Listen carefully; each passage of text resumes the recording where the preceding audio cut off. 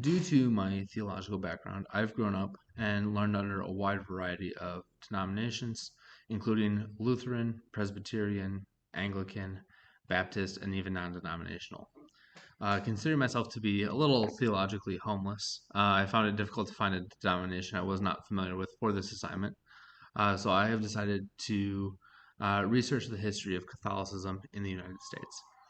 As we learned earlier in this class, Maryland was originally planned to be a hub for Catholics who are looking for the ability to freely practice their religion. Considering the dominance of Protestantism in the colonies, it would make sense that the Catholics were proponents for separation of church and state so that they would not face the same persecution that Protestants were facing in Europe.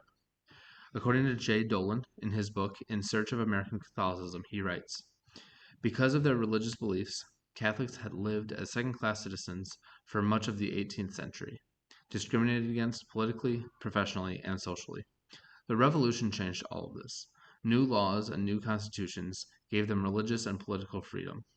Enjoying the prerogatives of fully edged citizenship, they became involved in politics at the country, state, and national levels.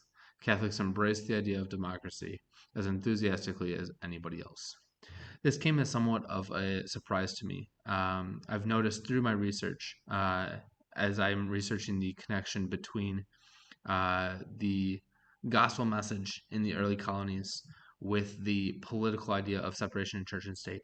I found it quite surprising that the Catholics were proponents for the separation of church and state. The reason for this is the Protestants were leaving an authority, and it seems that the Catholic denomination has a much higher value of authority than the Protestant denomination does. We can see this clearly through their submission to the Pope, as well as their submission to their local priests in the church. That's just a level of value that the Protestant church seems to be lacking. However, when persecution is at your door, it seems that even the most authoritative seem to appreciate freedom. Another interesting note seen in Catholicism in America is its participation in the idea of America as a melting pot.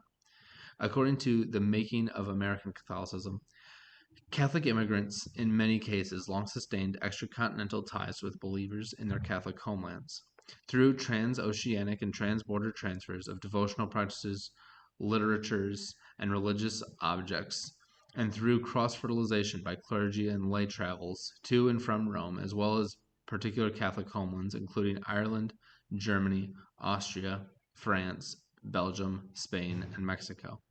The Catholic faith brought a lot of cultural aspects from where they were coming from and brought them to the United States. The Catholic Church is to thank for a decent percentage of our European makeup, but the book that I referenced earlier also writes that it was true of African American parishes in New Orleans as well. On a final note of Catholicism in America is where it stands today.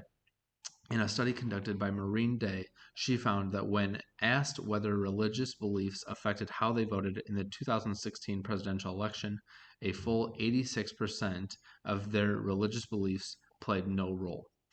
She then went on to advocate for different ways that Catholic leadership can connect the Christian life and the Christian faith, or the Catholic faith in their instance, with their role as they play in societal life. This included connecting care for the vulnerable, dignity for human life, participation in democracy. All of these things could be connected to deep Catholic roots theologically, but also things that the Catholics care about today. Through this evidence, it is clear to me that the Catholic faith has both helped shape and been shaped by American culture.